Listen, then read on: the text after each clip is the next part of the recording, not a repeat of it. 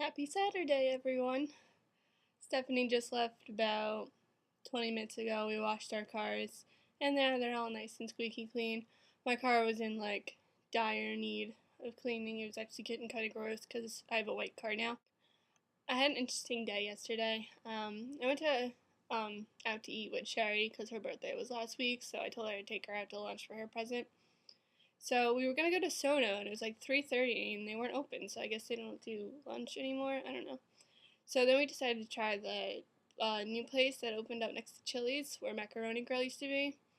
And it was really good. First, I'll start by saying that. It was really good. Okay, so we get in there, and the guy, he's like, oh, two? And we're like, yeah. So he asked us if we wanted, the dining room. And we're like, well, can we do hibachi? And he's like, sure. So he walks, down this hallway, and he's like, okay, follow me.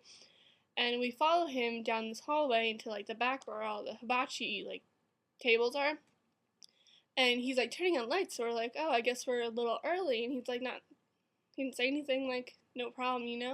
So we sat down in the back middle table, and as he's turning more lights on, this guy just he seriously rises up from the chairs in front of us. He was sleeping on the chairs.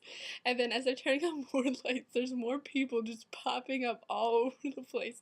They're all sleeping on the hibachi chairs. And we're just like, what is going on? It was so awkward, but the food was really good, and they just weren't ready at all for anyone.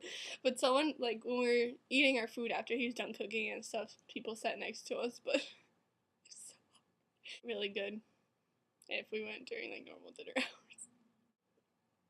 I'm drinking iced tea from my Star Trek glass. Chris Pine. Chris Pine. That's right, BJ's. I drink from a Chris Pine glass. I went and saw Nightmare on Elm Street with this guy, Steven, that we used to work with, who lives in New York now.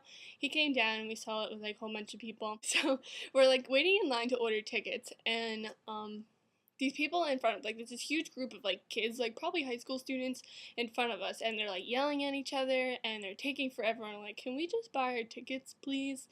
And I guess some of them bought tickets and wanted to return them because the other ones couldn't get tickets for some reason, but it wasn't because the show was sold out. So as far as I'm concerned, or how I thought it was, is you can be 17 to buy an R-rated movie, ticket for an R-rated movie, right? And you can be 18 to buy more than one. Apparently that changed because when they asked us for ID, because Chris bought our tickets, she's like, are you under 21? And he's like, yes. She's like, then I need to see both of your IDs. And we were really confused. We thought that you had to be 21 to see an R-rated movie at first, but no, you have to be 21 to buy more than one ticket. That's ridiculous. That's really stupid. The movie wasn't actually as bad as I thought it would be. I almost had a panic attack though. Yeah, that's fun. The first kid that dies, yeah, no, I couldn't handle it, and it was gruesome and showed everything, and I almost started crying. It was really bad.